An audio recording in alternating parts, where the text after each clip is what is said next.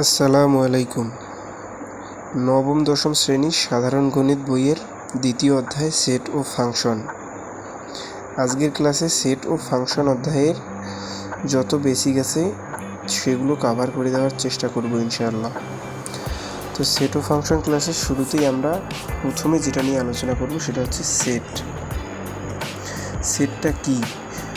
সেটের সংজ্ঞা হচ্ছে বাস্তব বা চিন্তা জগতের সুসংজ্ঞায়িত বস্তুর সমাবেশ বা সংগ্রহকে সেট বলে। সেটকে বিভিন্ন সংখ্যা, বিভিন্ন অক্ষর, বিভিন্ন নাম দ্বারা প্রকাশ করা হয়।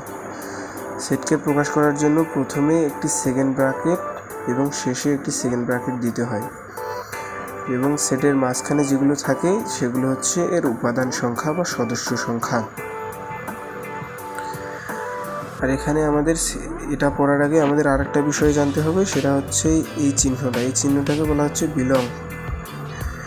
এখানে এ বিলংস বি, এখানে এ বিলংস টু বি দ্বারা বোঝানো হয়েছে যে এখানে বি সেটের উপাদান সংখ্যা হচ্ছে এ, আর এটা হচ্ছে নট বিলংস।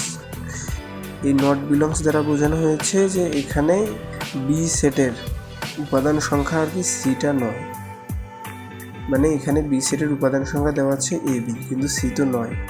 এইটা প্রকাশ করার জন্য আমাদের নট বিলংসটা ব্যবহার করতে হবে। আর একটা চিহ্ন জানতে হবে, সেটা হচ্ছে সাস দ্যাট।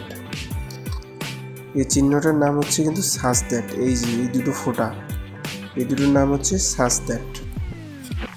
আচ্ছা, এবার আমরা সেট প্রকাশের পদ্ধতি নিয়ে আলোচনা করব। সেট প্রকাশের পদ্ধতি মূলত হচ্ছে দুই প্রকার, একটা হচ্ছে তালিকা পদ্ধতি আর একটা সেট গঠন পদ্ধতি। তালিকা পদ্ধতি কোনগুলো? তালিকা পদ্ধতি হচ্ছে সেটের উপাদান সুনির্দিষ্টভাবে উল্লেখ করা থাকে এবং দ্বিতীয় বন্ধনীর মধ্যে আবদ্ধ থাকে। এখানে সেটের উপাদানগুলো কিন্তু সুনির্দিষ্টভাবে উল্লেখ করে দেওয়া আছে, যেমন এ কমা বি, এবং দ্বিতীয় বন্ধনীর মধ্যে আবদ্ধ করে দেওয়া আছে। দেখুন সবগুলো একই রকম। এবার হচ্ছে সেট গঠন পদ্ধতি।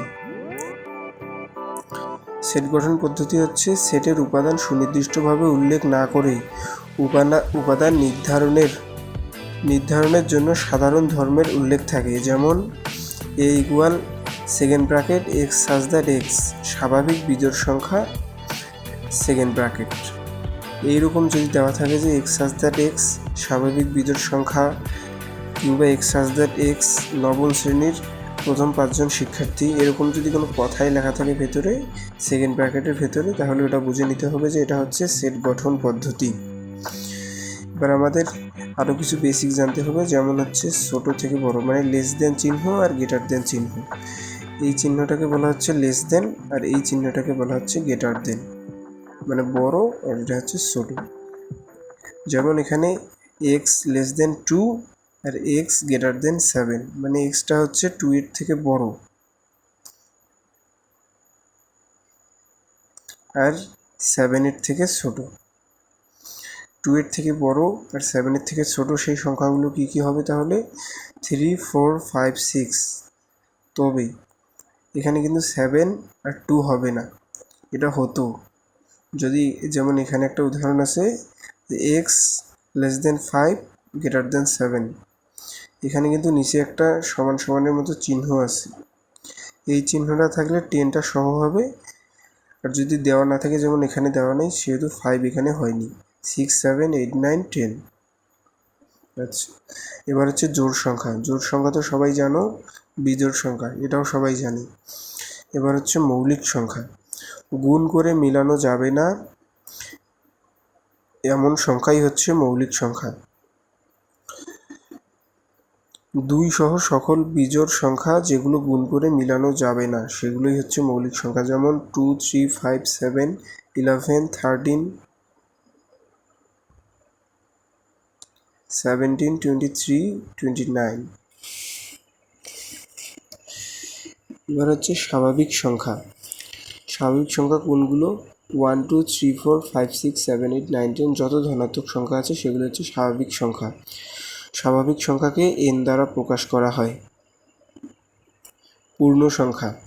শূন্য সহ সকল ধনাত্মক ও ঋণাত্মক সংখ্যাই হচ্ছে পূর্ণ সংখ্যা। যেমন 0 1 2 3 0 -1 -2 -3 ডট ডট ডট ডট। এখানে -1 -2 -3 এগুলো হচ্ছে ঋণাত্মক, আর 1 2 3 এগুলো হচ্ছে ধনাত্মক। আর পূর্ণ সংখ্যাকে জেড দ্বারা প্রকাশ করা হয়, স্বাভাবিক সংখ্যাকে কিন্তু এন দ্বারা প্রকাশ করা হয়। এবার হচ্ছে গুণিতক। গুণিতকের ক্ষেত্রে আর কি, যদি কোনো সংখ্যার গুণিতক বের করতে বলে, যেমন 5-এর গুণিতক, তাহলে 5-এর নামতা করতে হবে। যেমন 5 × 5, 5 × 2 = 10, 3 × 5 = 15, 4 × 5 = 20, এভাবে চলতেই থাকবে। আর হচ্ছে গুণনীয়ক। যদি কোনো সংখ্যার গুণনীয়ক বের করতে বলে, তাহলে ওই সংখ্যাকে যে যে সংখ্যা দ্বারা ভাগ করা যায় সেগুলি হচ্ছে ওই সংখ্যার গুণনীয়ক। যেমন 25কে 1 দ্বারা ভাগ করা যায়, 5 দ্বারা যায় এবং 25 দ্বারা যায়।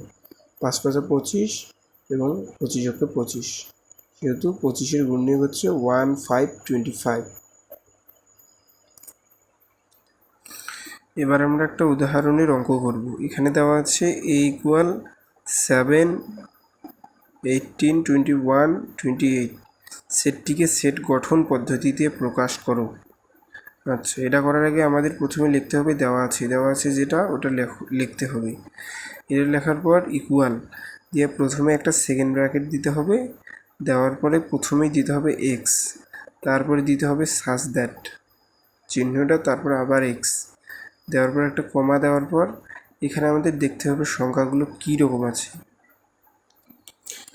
এখানকার সংখ্যাগুলো কিন্তু আমরা দেখতে পাচ্ছি যে এখানে 7-এর গুণিতক মনে হচ্ছে।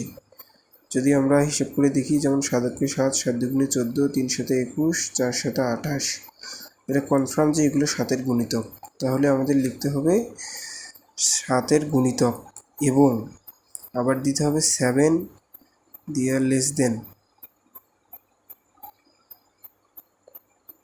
দেওয়ার পরে নিচে একটা সমান চিহ্ন, যেহেতু এখানে 7 আছে সেহেতু আমরা এখানে একটা সমান চিহ্ন দেবো যাতে 7টা সহ বোঝায়। তারপরে x > 28 দিয়ে সেকেন্ড ব্র্যাকেট। এটা আমাদের ডান। এটা কিন্তু আমরা তালিকা পদ্ধতি থেকে সেট গঠন পদ্ধতিতে করলাম। এবার হচ্ছে একটা সেট গঠন পদ্ধতি থেকে তালিকা পদ্ধতিতে একটা অঙ্ক করব। সেটা হচ্ছে এখানে দেওয়া আছে x such that x 28-এর গুণনীয়ক সেকেন্ড ব্র্যাকেট, সেটটিকে তালিকা পদ্ধতিতে প্রকাশ করো। সমাধান। এখানে প্রথমে দেওয়া আছে এটা লিখবা, লেখার পরে 28-এর গুণনীয়কগুলো বের করতে হবে। যেমন 28কে কোন কোন সংখ্যা দ্বারা ভাগ করা যায় বা গুণ করা যায়। যেমন 28 × 28, তো 14 × 2 = 28, 4 × 7 = 28। তাহলে 28-এর গুণনীয়কগুলো আমাদের আগে লিখতে হবে। 28-এর গুণনীয়ক কী কী হচ্ছে? 1 2 4 7 14 28। এই যে 1 2 4 7 14 28, এটাই হচ্ছে আমাদের অ্যান্সার।